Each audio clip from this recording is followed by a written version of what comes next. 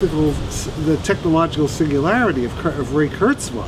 I'm not talking about it. I mean, that's a kind of end time, right? Yes. It goes through some kind of qualitative phase transition in civilization. It is. Surprisingly, it sounds like you know, the Judeo-Christian prophetic tradition with the omega. It's an omega point. It's like right.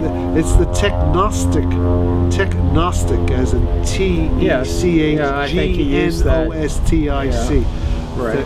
Technostic scenario or parallel. Well, maybe. Yeah. That's when. Oh, you know when that will be? That will be when the iPhones are conscious. The iPhone 8 or whatever it is. Right. Right. And maybe that's, you know, that's a possibility. I'm not saying it's the best possibility. I'm saying that, again, you know, do we want to have God or not? We don't have to have God. I mean, if God, you know, if we think we don't need God, I'm sure Hawking doesn't need God. Then God would disappear tomorrow. Okay, look, the only time you need God when you're lying sick on your deathbed, right. You say, God help me, Gospodi pomiloi. That's when when the priest comes in for the last rites. All right, makes you feel better, makes the family feel better. That's God's function. And all right, and we've been discussing that maybe we are needing last rites. In the hospice. Maybe we're collectively on our deathbed here. Well, that's a real possibility. But you individually, you're certainly getting close to that. We're all getting close to that. Right, but, you know, so maybe this is all a Freudian projection. Oh, right. From the fear of personal death. Right. We're projecting onto the You're projecting. world. Your imminent demise. It's, you know, the older you get, the more pessimistic you get. Well, I'm not so cynical. You get cynical and pessimistic. Well, yes. And here we are, we are, living beyond our time. Right. A lot of our friends are dead already. A lot of our enemies dancing on their graves. Right. All right. Okay. And you know, maybe we don't need God. But Hawking doesn't need God. Stephen Hawking's in a wheelchair. Right. He can't even talk. Yeah. And he doesn't need God. Right. If anybody would need God, I would think it's Stephen Hawking. Right? Pretty interesting, actually. But he has changed a little bit, hasn't he? Something about. How's he changed? Something about. He's getting what? I mean, about what? ETs and stuff. Oh well, he always plays around with ETs. Well, I don't know. Yeah. Well, he acts as though he's saying that we should not expose ourselves. Right. Yeah. He thinks ETs will be evil. Right. Now, of course, you know, Martin Rees, who was technically Stephen Hawking's boss. Martin Rees, who I first met back at Cambridge in 1966 or so, 67 maybe. Well, maybe it was 71 with James Edgar Felton. But the thing is, Rees is was British Astronomer Royal. He was the head of the Institute for Theoretical Astronomy on Magdalene Road in Cambridge. He's ran the institute that Hawking was at for many years, you know, with Dennis Sciama and all those guys, Fred Hoyle, and Rees has written a book, Our Final Hour, outlining a bunch of you know, end of the world, end time scenarios, different kinds. Good book. And he's also written a book, Just Six Numbers, which is kind of layman's version of Barrow and Tipler's The Anthropic Cosmological Principle. Oh, really? And and he's also the Master of Trinity College, Cambridge. He was head of the Royal Society of London, that Isaac Newton. And you know, what does he believe? He believes what I believe. I've been pretty fairly representing Martin Rees's pessimistic opinion. All right. But if anybody were in a position to know about UFOs in terms of the British Ministry of Defense, you know, with Nick Pope and all that, it would be Martin Rees. I mean, he's at the top. All right. You know, Martin Rees is part of the establishment. Yeah. And clearly Hawking would know what Martin Rees knows. So you have to put everything that Hawking says about the evil ETs out there in that kind of perspective, because these people are at the top of the British MI5, MI6 intelligence community in terms of the scientific branch. You know, so that's an interesting piece of information. That's all I'm saying. Evidentiary. So, and of course, Hawking always makes fun of it, but you know, there's always read between the lines. Is he making? He even said at one point, one of Hawking says, even if it's the ETs are here, I would have to deny it. You know what I mean? He plays coy. He did say that? Oh yeah, sure. He says you would think, yeah, oh yeah. He said that even at the Kip Fest, you know, down at Caltech, 2000. Wow, I didn't know that. And, so he's on record as having said that. Oh yeah. He says it's in print. I'm sure it's in print. So you may think I'm just pretending. You know, he said something along those lines. You know, in other words, leaving open a deliberate ambiguity, coyness to it. Well, that speaks. I mean, why did he come out so that it's dangerous for us to expose ourselves? Why did you say? He's not just saying that because, like Dan Smith, he's idly thinking the angels don't have a pin. He's got some evidence for that. Right? All right. I mean, those are our you know, we have the CIA. We got, you know, we have the MOD and the MI5 and the MI6. Man. All right. So we've got perpetual progress. We got Nick Cook. We got perpetual progress. We have eternal return. We have ETs and/or UTs. Yeah. We have maybe God in heaven. And we have Put Off and Talk for recognitive remote viewing. We got Uri Geller. All right. We got all that stuff. Right. We got My Contact in 1953, if whenever. Yeah. You know, so there's little pieces of evidence, but it still hasn't come into the perfect storm of proof. Now, one thing, if there were a scientific, technological solution, you would have been the ideal person, maybe still are, the ideal person to bring this to humanity and say, here's the answer. It's because of my recent communications with Laurie Chickering. You know, who's remind how recent was this? A few days ago. Oh, a few days ago. You know, who pointed out they've done a study. You know, these smart economists. You know, at the very top levels of our American intelligence community. And even if even if something like the Rossi ECAT cold fusion reactor that Nobel laureate Brian Josephson, also at Cambridge, is very interested in and is giving a lot of the cold attention fusion to. thing. Cold fusion thing, which would mean that it would be we wouldn't need solar power, we wouldn't need nuclear power. You know, we'd have a cheap source of fusion energy. That even if that were to come right now online, it wouldn't help us because just the scale at which we would have to introduce this technology, the disruption and the inertia and the power of the oil, the Saudi, you know, the oil, Middle East oil, Nigerian oil, so the oil economy. That would be too. We don't have enough time. Even if there were this technological miracle waiting in the wings, even if it had saved ready tomorrow, we'd still need another kind of miracle to allow us, to give us the chance politically, economically, financially, to implement it. The time scale, you can't stop the Titanic on a dime, right? Okay, there's too much inertia, the inertial effects, and just changing everything. It all takes time and will, and you know, the chances are that the cataclysmic, the negative effects of environmental change, extreme weather, will overtake us before we could get enough. Big enough scale. All right. There may be small little pockets of survivors, you know. So we've discussed earlier this afternoon about the possibility. How are we going to wake up? Okay. If we want to wake up. Okay. Best of all possible worlds is that the ETs appear and they have artificial stargates, big stargates to virgin Earths. Instead of 72 virgins of the I like that idea. Al Qaeda, we have 72 virgin planets. Imagine we had 72 virgin planets and just sign up and billions of people just get on. They just walk through the wormhole. They're there. Yeah. And they're there, and they have a whole new. Well, let's not forget what Curiosity just made a spectacularly if you had successful 72 of landing them. on Mars. Yeah, right. And if Curiosity finds definitive evidence of life on Mars, that's going to change the whole equation.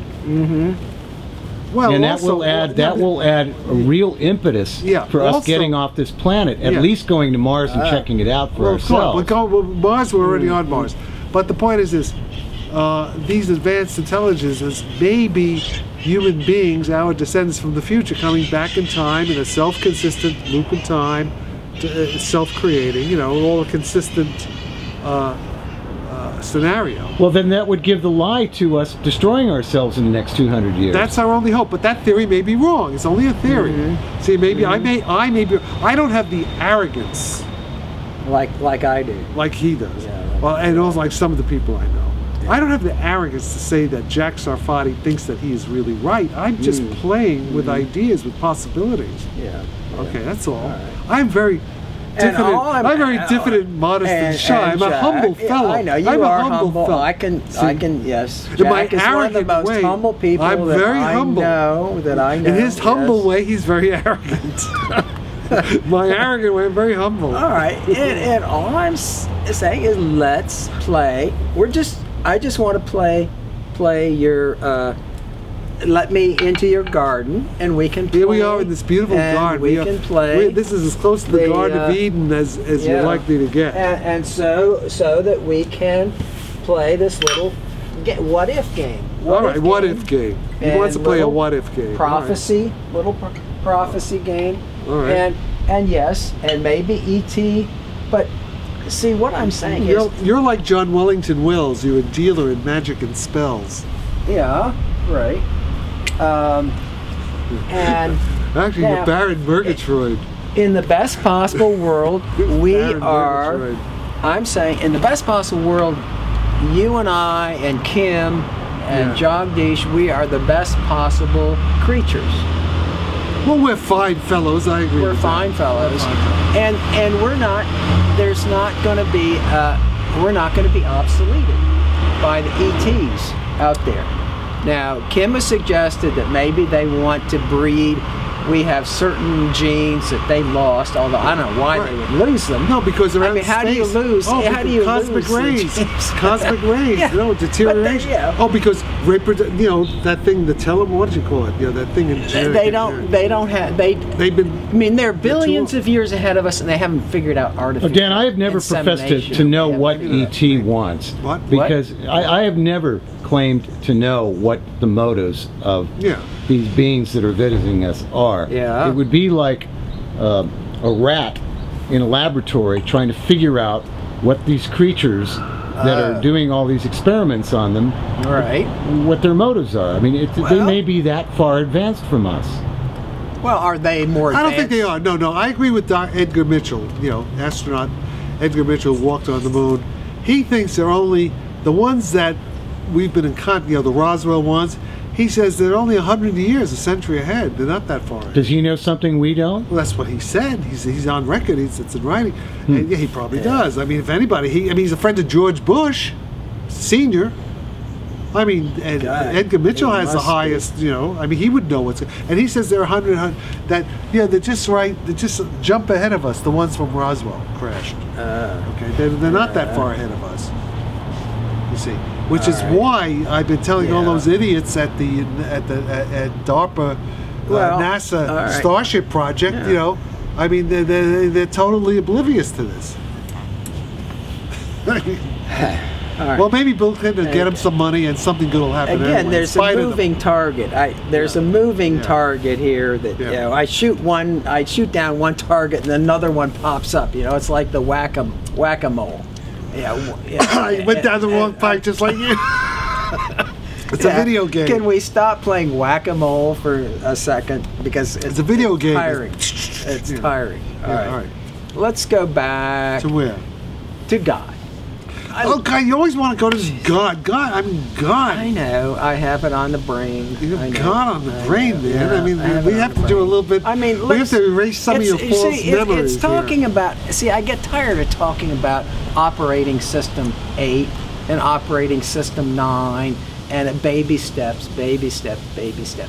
Let's just cut to the chase. Can we cut to the chase here and go to the big guy, gal? If you're concise big enough, gal in the sky. If you're concise enough, yes, go ahead. If you get I know. Before my attention deficit disorder takes over, I interrupt you. All right.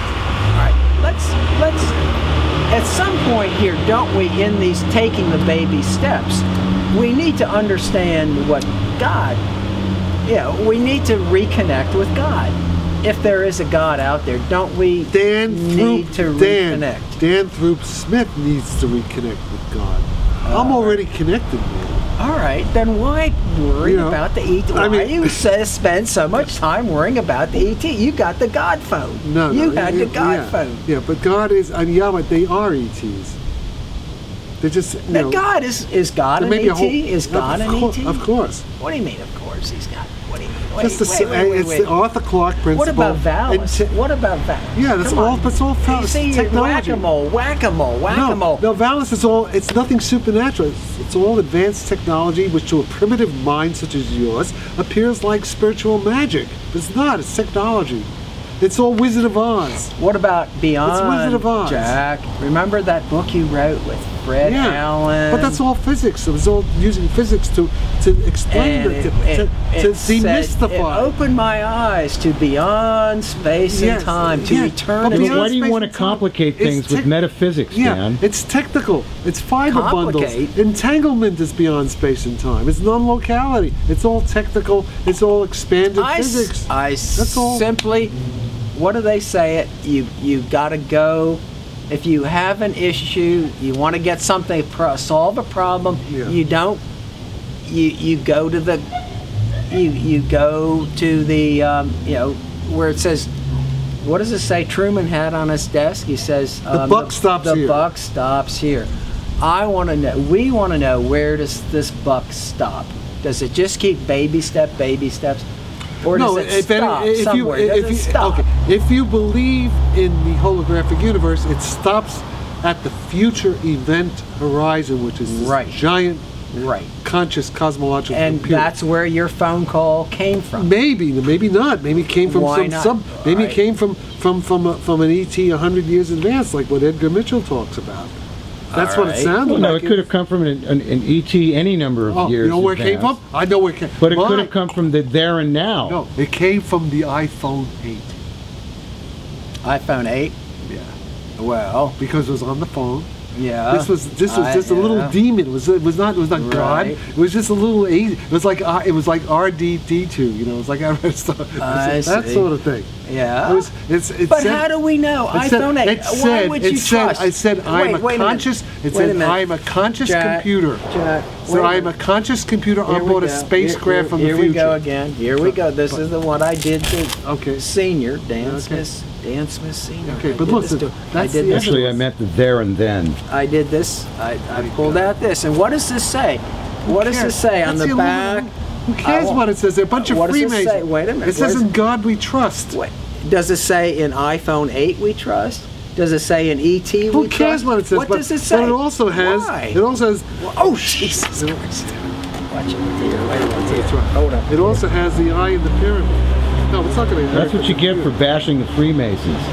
You better take it out so it doesn't. No, it's not. That's fine. It didn't leak. But it's a waste of good scotch. It was, Jack. It was. So what does it say on our currency? Yeah. And why does it say that? It's a waste of good scotch. You've taken out. And why does it say that? That's what this is for. It's watertight. I hope it is. It's fine. It's fine. All right. Yeah. Is it washable? Yeah, it'll be smelling like this. No, just put more water on it. Okay, but come on, folks. This is, we're having an economic crisis, and it's like the cartoon. It has the, you've seen the thing where it has the fire alarm thing. Yes. And it says in case of emergency, break the glass. Right. Yes. Now, what's behind the glass? Now, in this cartoon, it's not a fire extinguisher or this thing you pull. It's a Bible. Behind. I love that. The Bible was created by a bunch of crazy, smelly old men who haven't had showers in years. You know, sheep herders. Our ancestors, bunch of crazy old coots like us. Yeah, they were your ancestors, Jack. I just came from Wales or England. You came from the Holy Land, Jack. They were your ancestors. Bunch of crazy old heaves, like Stephen Schwartz. Writing down, and maybe they were stoned on something. So why did God give them the time of day? Why would He pick those shepherds? Those sheep herders, why did He pick them? Why were they the chosen people? Because they were hybrids already. They were, because they took the Neanderthals, the Cro-Magnons, and they mated them, or they changed their genetics, and that's why. The Bible code. And here I am. Here we have proof. Here we have proof. I have the proof. And not only me, a bunch of other people. Right. Fred Allen Wolf is proof. It's possible. It's possible they were the best genetic stock at the time. Yeah, Saul Paul Sarag. It was all. Yeah. Woody Allen. Obviously. That's Michael operating, Savage. That's operating system number 9. Well, and Kim and I, we're just operating system number 8. Well, who knows? No, Kim's part Jewish. Oh dear. I thought there was something wrong there. Yeah. Okay. Now wait a minute. You're getting off. It's whack-a-mole. We're back to whack-a-mole. No, but that's probably what happened. So this Bible thing, But see, look. Wait a minute. If there were a God, would God? That's what you mean by God. There were ETs. If there were Valis, there were higher intelligence. All right, if there were Valis, if there were cosmic, global, future event horizon. You mean the Seth Lloyd? But that particular intelligence may not. How would that even probably communicate? Doesn't give a damn about us. How would it communicate? Well, it's backward. That's advanced waves. Wheel of Feynman theory. That's all. Wheel of Feynman theory with signal non-locality. But see, that's all. Our ancestors. It's the messenger spirit. Where is Gregory Corso's poem? All Gregory Corso wrote a poem about all this, about my physics. He understood it. Corso, Gregory Corso, the poet. Let me find it. Keep going. Keep talking. Well, I can't, Jack. I can't. I'm not going to talk. I'm not here to talk to a computer. No. Talk to your computer. No, wait a minute. I want to see what Gregory summed it up. Can we? Go ahead, Jack. Looks. I know. I can't. Jack, yes. Come on, Jack. Keep talking. He'll edit it out. Keep talking. Look, I have to interact. I'm an interactive. Okay, just a minute. Don't be so God is interactive, and He doesn't talk to computers. What do you mean? God is a computer. God is a computer. Not that one. Not. Yes, it is. Of course, it's a system number 4. Hey, you want to know something? You're a computer. You're a post-quantum compuber. You're just a nanotech. You're just a nanomolecular machine. Well, you mean I don't have a soul? You have a soul. You may have a soul. I don't have a soul. Wait, messenger spirit, destiny. It's called Destiny. The poem is called Destiny, and he first read it over here at the Art Institute. Yes. Yeah, but we were discussing the other day that machines can have souls. Yeah, here it is. Maybe they can. It's a false distinction, Dan. Okay, here we go. Here we go. Listen to this. Gregory Corso. We're all listening, Jack. Destiny. They deliver the edicts of God without delay. Fast and light. Without delay. Yeah. They are exempt from apprehension, from detention, and with their God-given Pt6, caduceus, and talaria, fairy-like bolts of lightning, unhindered between the tribunals of space and time. Yeah. Get that? Yeah. Unhindered between the tribunals of space and time. Yeah. The messenger spirit, in human flesh, is assigned a dependable, self-reliant, versatile, thoroughly poet existence upon its sojourn in life. I got it? All right, yeah. It does not knock or ring the bell. No. Does not knock or ring the bell. No. Or telephone. No. Telephone. Oh, God, no. When the messenger spirit comes to your door, though locked, it'll enter like an electric midwife and deliver the message. All right. There is no tell throughout the ages that a messenger spirit ever stumbled into darkness. Gregory Corso. So he got it as well as it can be gotten. That is my physics. And when did he deliver this across the street? I went across the street. This was, I guess, around. At the Los Angeles Palladium. At the Los Angeles Palladium. Right. When did he deliver it? He delivered it. It was about when I was with Suki Sedgwick, about the mid '80s. Mid '80s. Mid '80s, right? Wow. Yeah. Mid '80s. Is it fair to say that he had a prophetic voice? Yes. A prophetic voice. Yes, he's one of the he's one of the prophets. prophets. One of the real prophets. Real prophets. Gregory was a big fan of Jack's. Yeah. Greg, Greg understood. He was very smart. Right. Yeah. Greg, very, very smart. He got it. There it is. I couldn't say it better. But he would cheat it. But he cheated at pinching pennies. Oh dear! Didn't hear that. That's all right. So Gregory, so there it all is. It's Gregory. That my whole book. That it's all Gregory Corso has said it packaged it in a way for anybody with any kind of poetic sense. There it is. It's art. It's great Gregory Corso, one of the greatest poets. Right. Encyclopedia Britannica. You know. So there it is. Agree. How the hippies save physics. How Gregory Corso, the beat poet. Save the world, man. Save the world, right? Okay. Even though he was a junkie and all that stuff, and he cheated at pennies. Cheated at pennies, man. Oh gosh, yeah. All right. So there it is. Right. Now, can you say? Does that say it or not? It does. It says does. it. But it doesn't quite finish. Well, maybe not. It got a stain there. It doesn't. It'll go. It's all right. We'll get the prop master to take care of it. Yeah. All right. Now, that's what this is for, to protect it. Protect. We don't care if that gets. It's supposed to look used. Yeah. Like we are supposed to be look used and worn and all that. All right. This will go away. So Now. All right. So I'm just suggesting that maybe we need to finish. Maybe we committed a sin. I didn't spill. You spilled Lefroy. No, because you threw out the mammon, the dollar. Oh yeah. It's your fault, Dan. Right. The devil did it, but you could put a little bit more in the. I'm sorry. The reason and mammon, he was tempted. That was the devil did that. No, he said it's because you said disparaging words about the Freemasons. Maybe so. Maybe so. But it shows that. Wait a minute, that's too much. Put a little nearer. That it is a sin to waste good scotch. Okay, that's good. There's a sin to waste good scotch. Yeah, it is. All right. So. Okay, wait. Take your scotch. All right, wait a minute. We have to do a toast. Do it to the Queen. To the L'chaim. To the Queen. To the Queen. Long live the Queen. Long live the Queen. Long live the Queen. All right. Long live the Queen. The Queen Elizabeth. She's lived a long time. We're like Sir Walter Raleigh. We're like back with Elizabeth I. Does Queen Elizabeth? Does she have divine right? Is she ruling by divine right? Yes, and don't forget Sir John Dee, the alchemist. John Dee. Oh. Okay. Did he work for the royal family? He created the British Intelligence Service, and he was an alchemist. He was a time traveler. He was part of the.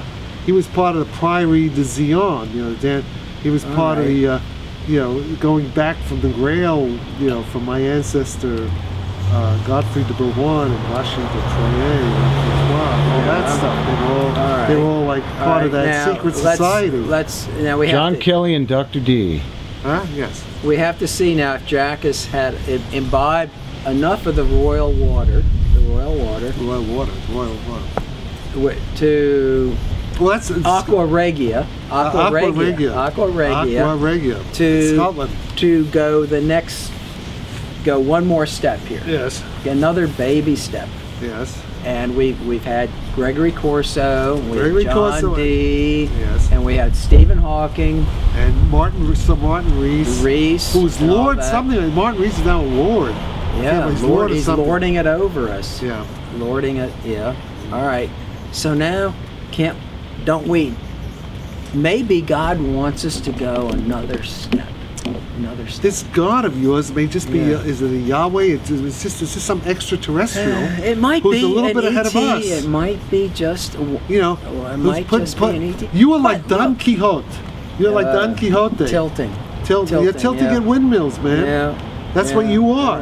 You are. Yeah, You think all this. yeah. All it is some ET playing with your brain, your synapses. You know, you're like a puppet on strings, man. No doubt. And you No just, doubt. you know, that's all it is. Yeah, yeah.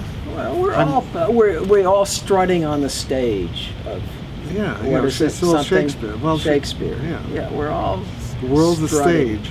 Strutting. Yeah. The world is a stage. Sound and fury, idiot. A tale told by an idiot. Tale told full by of an idiot. Sound and fury. Tale Full of told sound by and an fury. idiot. That's all it is. You know. Signifying nothing.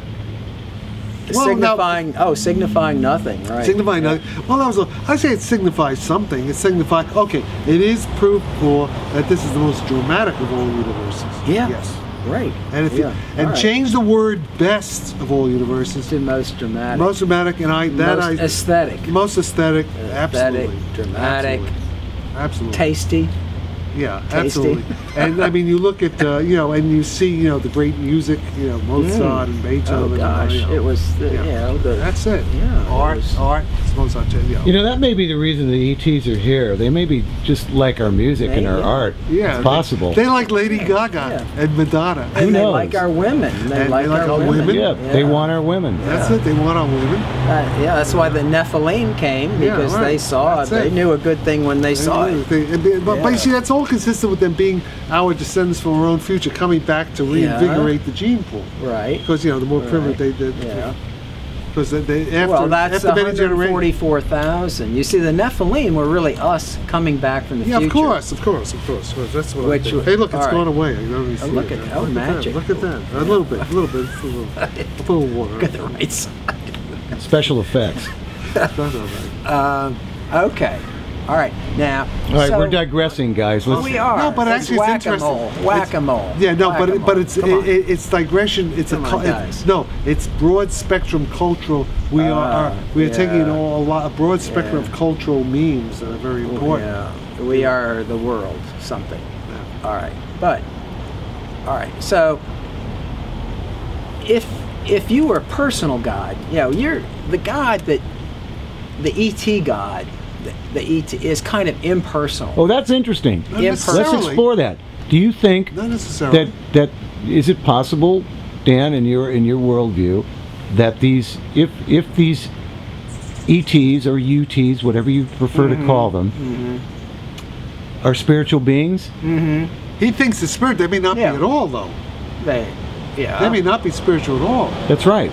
There's no way to prove that. I don't know. I don't have proof. I've never I'm talked to not one, here neither have prove you. Anything. I'm merely here. Or there may be a whole to- spectrum. There may be a whole spectrum. Some may be spiritual, and some maybe not. Yeah. You know. Yeah. You don't know. Obviously, some of us are more spiritual than others. Yeah. I mean, one would hope that they were spiritual. I mean, look, Yeah, you have people like Jesus Christ, who's obviously very spiritual. Oh dear. Oh. Spiritual. Yeah, he Yeah. was. Okay. Yeah. He the love. They may be demonic. But some of them might. You have Adolf Hitler, who's a demon. You know. Well, I think, see, Hitler was possessed by a demonic extraterrestrial Right. intelligence, and so are Right, most yeah. of the evil people. They're possessed. I mean, there's Right, nothing wrong with. The By the way, theory have of you ever possession. heard Hitler's last weapon, Dan? No, I don't know. haven't? Oh, that. Jack I Jack don't know. Jack did a tape Well, Oh, yeah. back in the early '80s called "Hitler's Last Weapon" in a moment. of 70s. 70s. You're right. 78. My God. 79. Yeah. We were all living. You were living. We yeah, were I was Whiting living with Street. you up at Whiting. Yeah. Yeah, he did this inspired piece of brilliant madness On called mushrooms. "Hitler's Last Weapon," which was It has a lot of which was about Werner Erhard being the heir apparent to Adolf Hitler, the Antichrist. The Werner Antichrist. Gerhard, the Antichrist. who was possessed by ultra-terrestrial demonic entities. Yeah. It's To quite take- interesting. You to should take our listen women to it. away from. Well, that too. That's Yeah. just it. Right. So All there right. we are. All right. All right. A momentary pause. A momentary No, I'm not. I'm just waiting. I'm just waiting for the whack-a-mole. Okay. Whack-a-mole. Whack-a-mole. All right. let's just suppose, be like Danny Entity. Let's put on our Danny Entity hats and say, you're a personal God, and you like to have a personal connection with your peeps. Okay, now with your the only way that makes sense to me is that there is a loop in time. We have certain descendants, future descendants, who are interested in us personally, and they're coming back in a loop in time. And, you know, and it's that sort of thing. That's the and they have advanced technology. So to us, they appear the Arthur C. Clarke principle. Advanced technology looks like magic, or like God. Or, you know, it's basically the Wizard of Oz. Well, see, I think everything is technology, but different levels. But again, that gets back to free will. And I'm really interested in that, and how. All right, Jeff. Just put it away. Just put it away. How does free will figure into this, or does it at all? How does free will figure into this equation, or does it at all? Given this worldview, hey, free will could easily be an illusion. In fact, free will is kind of an illusion. Depends on what level. If you look at it in the present, we have free will. But if you look at it over time, we may not have free will. So it's a relative concept, that's all. Free will is not an absolute thing. Yes. Yes. I mean, it's one view. Yes, I think free will is somewhat overhyped. Overhyped. Yeah. Overhyped. Yeah. But especially by the existentialists, Jean-Paul Sartre. We are just, in that regard, the Muslims may have something that says the will of Allah. It is the will of Allah. I do believe that we are part of God, and that we are expressing God's will. Well, if you eliminate, you're saying that this little finite piece of consciousness field, mental field, is a projection from a bigger mental field. Right. Well, if you eliminate free will, it takes away culpability and personal responsibility to some measure, doesn't it? Not eliminating it, just keeping it on a shorter leash. But that's sort of sure. But also, evil still has to be punished, because that's also part of the drama. You know what I mean? And maybe that you've just been. Not everybody gets an equal shake, you know. Equally. Well, I think Hitler had his fun. He had a good time. He had Eva. Yeah. And like Mussolini had Margherita. And Hitler had Eva. But they at other people's expense. Yeah, but they did enormous damage and destruction to the world. And they'll probably live to regret it. They'll probably. Well, you mean in hell, in Dante's hell, and somewhere. Oh, absolutely. If there's any, if you believe in Christianity, then they are in they are in hell somewhere. We have no reason to disbelieve in cosmic justice, do we? All right. Listen, it's not a bad. Okay, it's not a bad way to live. The medieval, I mean, Dante's hell. Sure, that'll keep people more. Right. On straight and narrows, right. But it doesn't seem to have much effect in the modern day world, because most people don't even know about it anymore. And people we don't believe in souls. We believe in iPhones. We believe in iPhones and Steve Jobs, but we don't necessarily believe in souls. Well, there's a lot of people who think that Steve Jobs is roasting in hell right now. But a lot of people think he's Jesus Christ too. Or Jesus, he's and he's a little bit of both. So, all right. I don't want to lose you. We don't want to lose you here. But what time is it? How much time? No, how much tape time? We have 19 minutes left, and it is 4:18 in the afternoon on August 14th, 2012. All right. No, so we don't just have in much case time we all here. forget that. We don't have time. Time is running out for all of us. Time is running out for you too. The end is near, and we're on living on borrowed time here. Living on borrowed time. And we don't have much time to play God. No, but the most important thing, I believe, is Gregory Corso's poem, Destiny. That really, he has it all in there. Which does lead into your destiny matrix. Yes. It does. And that's one reason why I'm here, is to discuss our destiny matrix. Yeah. And Well, the holographic universe of Susskind and Tehuft is really just okay. They're like the little technicians. They're like the dwarves in Santa's workshop with me as Santa. They're working out the details of the toys. You know, exactly how it works. Okay, so some of us need to. Or the plumbers in Nietzsche's Triumph of the Will. You mean the will to power? The will to power. Yeah, right. Excuse me, I'm sorry. Adolf. That was Adolf and Eva. Adolf kind of borrowed from it. Eva Braun. No. Something Braun. No. Who did? No, that Eva was his mistress. Now, who was the one who did the woman? You know, the film producer. Oh, Leni Riefenstahl. Leni Riefenstahl. Yeah. Okay. Right. Boy. All right. So we have a personal God wants to get personal with his peeps. You have a personal demigod. I would not call him God. All right. Well, you have a personal angel or something. But archangel. Where did are you not a person, Jack?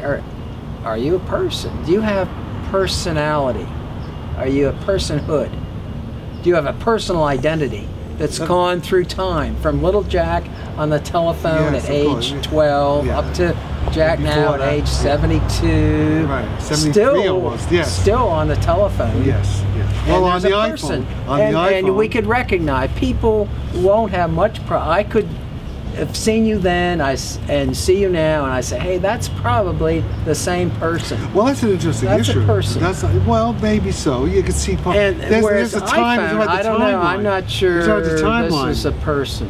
I don't know. No, has a that's personality. No, that doesn't have a person. But not that one. Yeah, but you're saying we could clone. We could clone Jack I'm not and saying, put it into we may iPhone. Not, well, but we may not be able to perfectly clone.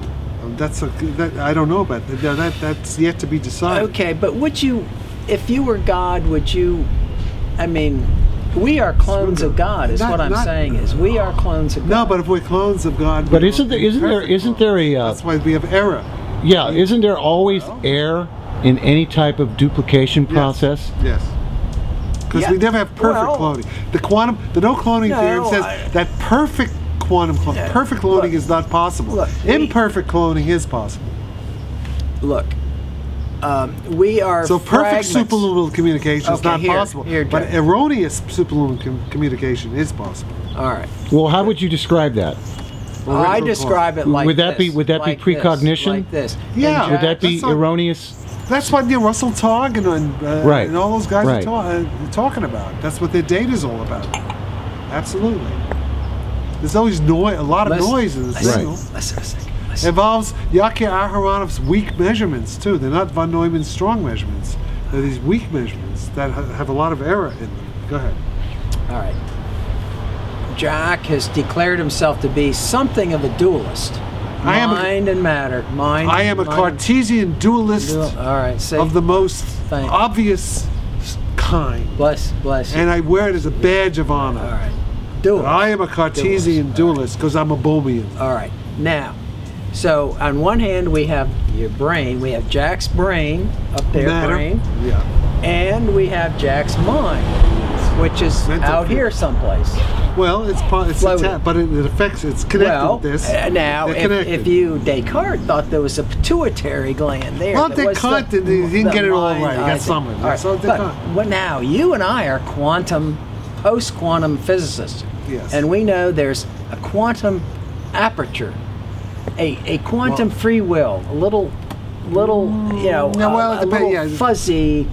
fuzzy thing where the dice could be loaded. Yeah, dice could be loaded. Dice are loaded. Well, that's what Penrose calls OR, orchestrated reduction. It's the orchestration. All right. Is the free will. Now, Penrose's orchestration is free will. Whether you have to have a single virtual graviton or not, that I'm not sure.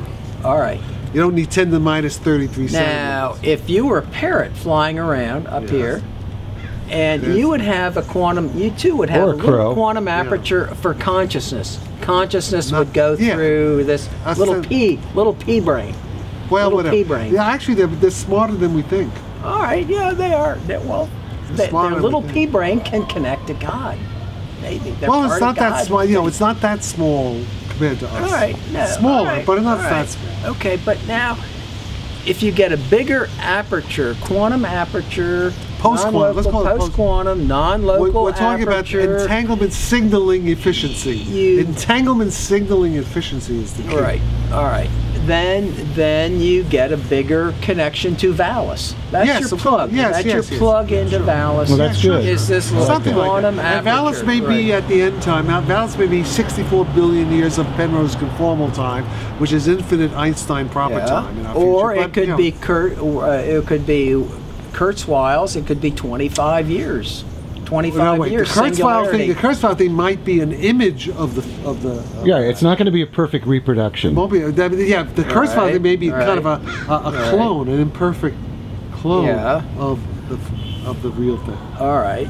So Vallis, maybe Vallis has somehow is bootstrapping, is taking our personalities, is networking them into, and that's where our personality is a reflection of the Vallis personhood. We hope if the Vallis is look, the Vallis is 10 to the 123 probably qubits of information, and we are maybe 10 to the 11. Maybe something like that. Right. So we're such a small. We're like a zero, relative zero in regard to Vallis. But so I don't think Vallis is not going to have. Vallis is not going to have the same petty concerns that we have. Okay. However, some of our future descendants, and maybe 5,000. Well, Jack, what would Vallis's principal concern be? May not be concerned with us at all. May just be maybe tolerate us, but it may not not be personal at all. It may not be. Although, where did your personality come from, Jack? Although, I must say that in the De Sitter universe, Jamar Davis, that everything is relative to a personal world line. Our event horizons are all observer dependent, so that is kind of a personal God. Personal thing. That is a personal God. I will be right back. How many minutes do we have left? We have 11 minutes. All right, 11. Only Kim tells us we only have 11 minutes left, and that could be 11 minutes. A lot can happen in 11 minutes. 11 minutes. 11 minutes to apocalypse. Can you cut me some slack, Jack? Can you cut me some slack, Jack? What's that? Now what? Is it working? It's the birds. I was just listening to the church bells. Church bells. And the crows. Okay. No, that's from the Los Angeles Palisades. Hey, what is that? That looks big, man. No, that's a seagull. That's a seagull. That's a seagull. Right. Not a hawk. All right. Seagull. As long as it's not a pterodactyl. It's not pterodactyl. All right. Now, Jack has been sufficiently lubricated mentally in his little mental quantum aperture thing that he's going to cut me some slack here. He's ready to cut me some aqua regia slack. Which is to say that... How's Kim doing? All right, let's pretend that we only have 10 minutes left. That's too much. Kim, you want any of this? No, I'm good. Thanks, guys. I'll take a little bit. Put a little bit in there. I'll take a little tiny bit of this. Close the bottle. Close the bottle. I will. Close the bottle. We don't want to have another accident. Yeah, no. We don't want to close the bottle. Close the bottle. All right. Okay. So, let's just have a nice fuzzy, warm and fuzzy God. Can we have a warm and fuzzy God? Did your mommy never give you a teddy bear? I had a teddy bear, man. Right. Okay. That's a warm teddy bear. Where should get you a puppy? See, what's it? Yeah, but then we get this Mako. You want a fuzzy dog? Get a dog. Yeah. Yeah. Michael Savage has Teddy. Yeah. Get a dog. Yeah. Dog is like reverse of dog is God. Oh, what about Abraham?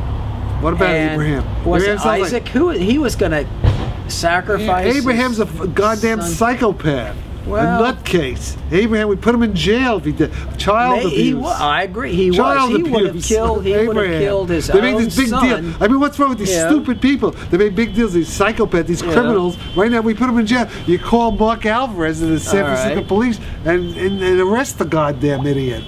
Right. The nutcase. Right. But so, what could God do with Abraham? Puts a knife to his son. Well, we today diagnose him as a schizophrenic paranoid. Right. Who think he's hearing voices and so is then why to kill did his God kid. just let him? Well, I think most of our prophets would have been locked up nowadays. They're locked up. They're nutcases. Like, right. But I mean, Jesus Christ wouldn't fare too well. Jesus wouldn't fare too well these days, would he? Jesus wouldn't fare too well either. He's just a new age nut on ecstasy. Love. It's all love. Love. Let's see. I think 11 minutes. We now have 9.5 minutes. What is that thing in Mel Brooks, The Producers, where what's his name comes out and sings "It's all love." All right, but see, that was King Herod. Remember, King Herod. Back then. What was King Herod? No. Remember what he did? He caused a he was. King Herod and Pontius Pilate. What about him? And they sort of ganged up on our buddy, our warm and fuzzy buddy Jesus thing, and they, gave him a hard time. They gave him a hard time. There we go. Wow, they're all here. Oh yeah. And why is it every time you mention Jesus, the parrots show up? What's going on with that? Right there. They're right over there. They're at the top of the trees right there. All right. The parrots. All right.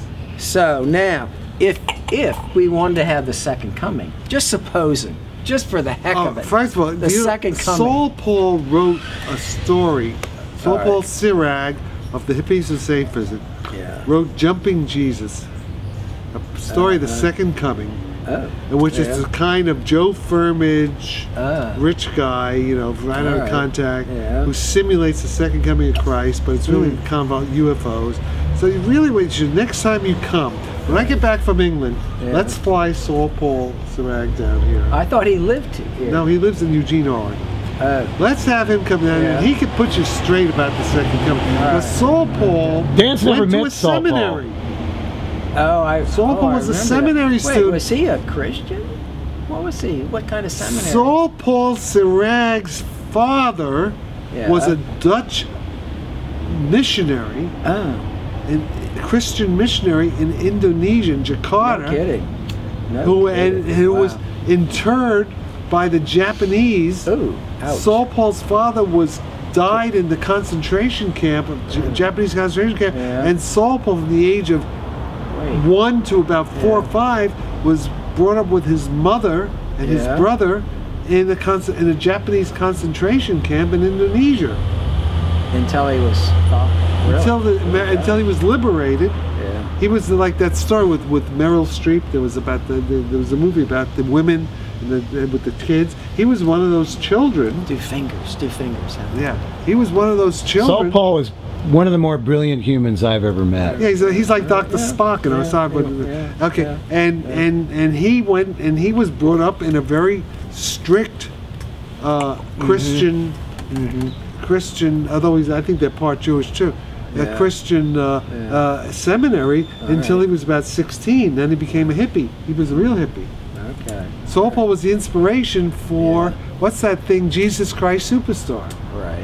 He was the inspiration. Did you know that the guy who wrote it was based a little bit on Saul Paul? Wanted Saul Paul in it. Right. Jesus Christ Superstar was based a little bit on Saul Paul. Had something to do with the creation of it. Oh wow! He'll tell. But the next time when we do this part 2, Saul Paul's very modest. But you have to fly Saul Paul down, put him up in the motel with you, and we'll have Saul Paul. He can tell you all this stuff. He can tell you what's really going on, man. All right. So, all right. We have Warm and Fuzzy. It's Warm and Fuzzy coming back twice. The second time, Warm and Fuzzy. But we have the King Herod, Pontius Pilate problem. Yeah. Now, how are we going to deal with that? I don't know. So it doesn't get thrown in. This is a problem for Saul Paul Sirach. This is a problem. Right. Okay. Bring in the experts. And see if he doesn't.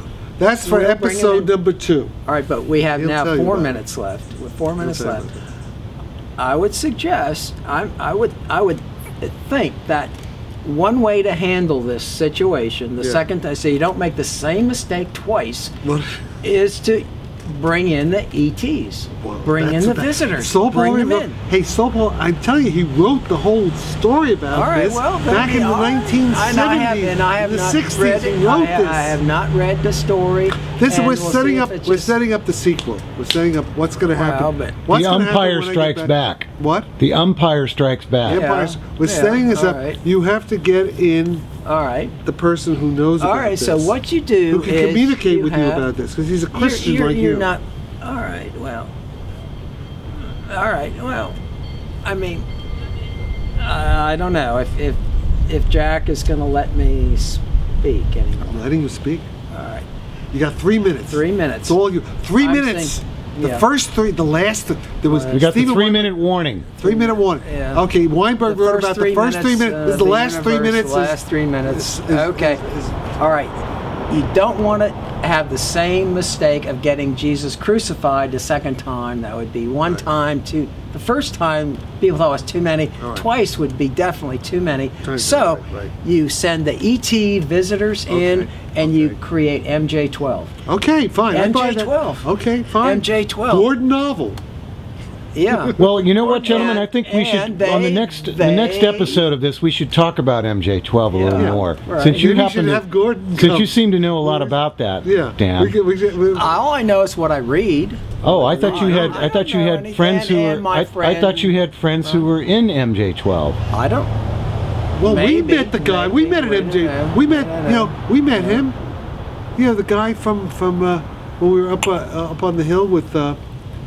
You know, so the visitors would come. The visitors would come and give the PTB, the powers that be, they give them an offer they couldn't refuse, which would include a second coming. Now, is that not possible? Is that not the simple thing to do? Hey, you want to know something? Yeah. If Romney, if Ryan get reelected, if Rolls-Royce get reelected. You mean elected? Possible. Elected. I mean, if they get elected. If they get elected, anything may happen. Okay, you're open to anything now. If they get elected, that may happen. All right. Okay. Because they may be just pawns of that. 1 minute, 2 minutes. Well, all right. So then 1 minute. So then you have the second coming, and you have Herod, King Herod, and Pontius Pilate. I can tell you one thing. Have been compromised. Personally, let's end with this. If Romney and Ryan get reelected, it's good for us because we'll have a lot of money if they get reelected. All right. We'll get a lot of money. Jack gets the last word. To be continued.